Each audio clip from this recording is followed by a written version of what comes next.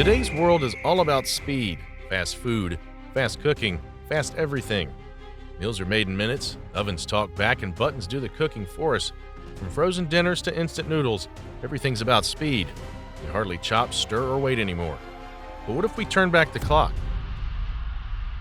Way back to a time when every meal came from scratch, when people cooked with fire, not buttons, and recipes were passed down, not downloaded. A time of firewood, clay pots, and open skies. No machines, no shortcuts, just hands, heat, and heart. So here's the big question. How did the ancient Egyptians, the pyramid builders, and Nile lovers cook their food? What tools did they use? How did they turn simple ingredients into something delicious?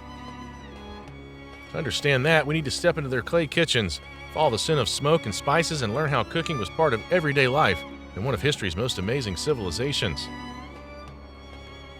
Number 1, baking. One of the cornerstones of ancient Egyptian cuisine was bread. It wasn't just food, it was life. People of all classes, from the peasants working along the banks of the Nile to the powerful pharaohs, depended on bread as a staple. Now, the process to make bread began with choosing the right grains, primarily emmer wheat and barley. Ancient Egyptians would grind these grains into flour using simple mortar and pestle techniques. Baking ovens, often built from mud brick, were used to bake the loaves in clay ovens called tanners. The tactile nature of this process demanded that bakers pay close attention to the dough's consistency, adding water, yeast, or natural fermentation cultures, and sometimes even herbs or spices to enhance flavor. The art behind Egyptian bread making was remarkable because of its diversity. Breads came in many shapes and sizes: round loaves, flat breads, and even bread shaped like animals for ceremonial occasions. This method of baking is well documented by historians and archaeologists, with references found in ancient papyri and tomb paintings that illustrate bakery scenes and household practices. Number 2, roasting. Next, when it came to meat preparation, roasting was a favored method in ancient Egypt, especially for festive occasions or the feasts of the elite. It involved skewering pieces of meat commonly from cattle, goats, or poultry and cooking them slowly over open fires. The technique not only sealed in the juices, but also imparted a smoky flavor that enhanced the natural taste of the meat. The art of controlling fire was central to achieving the perfect roast. Ancient Egyptians understood that the quality of the meal depended on the right level of heat and patience as the meat slowly turned tender and fused with a rich, smoky aroma. Roasting was also a social event. Large gatherings would see families or communities coming together to prepare and consume roasted meat during celebrations and religious festivals. Images found in tomb paintings and temple reliefs often depict feasting scenes where roasted meat was a central element, revealing both the method of preparation and the social importance of communal meals. Number 3, boiling. Moreover, boiling was a versatile technique that lent itself well to the preparation of soups and stews, a comforting and deeply nourishing option for many Egyptians. With the Nile's generous bounty of fish and the country's accessible livestock, Egyptians boiled ingredients together to create hearty dishes. The practice of boiling was crucial during colder months or periods of fasting when a warm, liquid-based meal was both revitalizing and easy to digest. Ancient Egyptian cookbooks, deduced from hieroglyphs on temple walls in Ostraka, reveal recipes that combined vegetables like onions, garlic, and leeks with meat or fish, simmered slowly in water or broth. The method allowed flavors to meld over time, and cooks often added herbs and salt to balance the taste. Interestingly, boiling also had practical benefits. Liquids could be stored in clay pots, which were then sealed to create rudimentary methods of preservation for later consumption. Thus, the simple yet effective method of boiling became a foundation for dishes that could be adapted to various ingredients and settings, emphasizing practicality and community sustenance. Number 4, frying.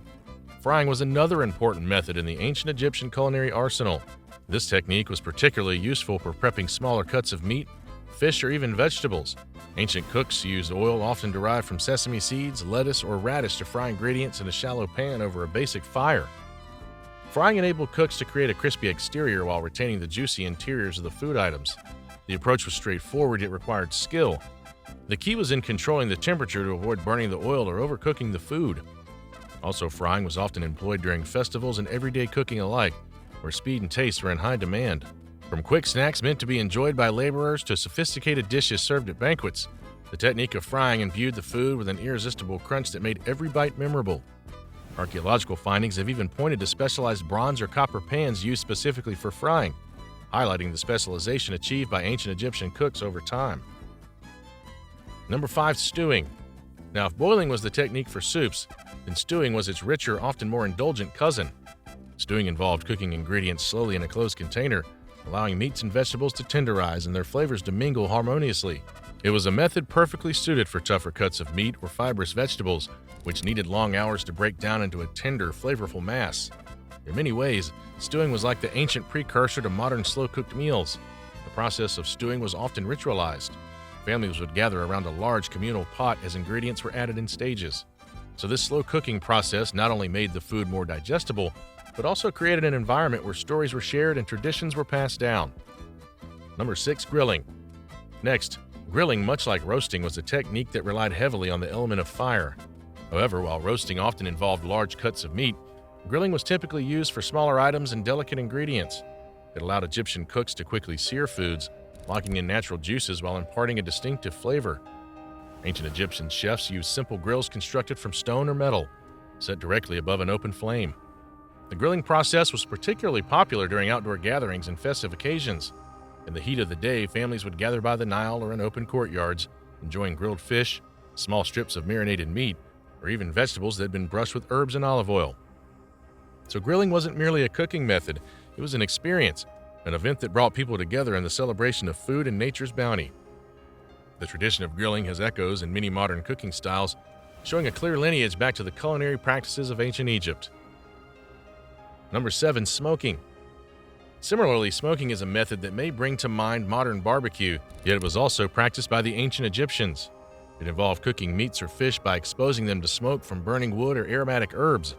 The purpose was twofold: to imbue the food with a unique flavor and to extend its shelf life.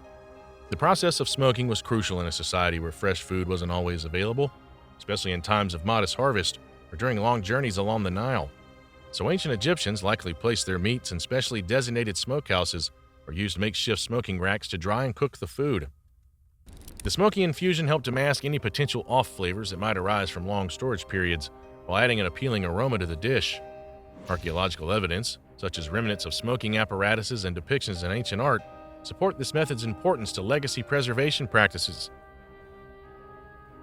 Number 8, fermentation. Additionally, fermentation was one of the most revolutionary techniques in ancient Egyptian culinary culture, underpinning both their staple foods and beverages. The process of fermenting grains gave rise not only to leavened bread, but also to the nation's famed beers. Ancient Egyptians relied heavily on the natural process of fermentation to convert carbohydrates into alcohol, a transformation that was both practical and sacred. Beer, in particular, was a key component of daily life. Consumed by both laborers and royalty, beer was a nutritious and calorie-dense beverage that provided sustenance throughout long workdays. But fermentation in ancient Egypt wasn't limited to alcohol. It extended to the creation of certain dairy products and even sauces. Also, the spontaneous yeast present in the environment was captured and reused in successive baking and brewing batches, ensuring that the flavors deepened over time. Number 9, sun drying.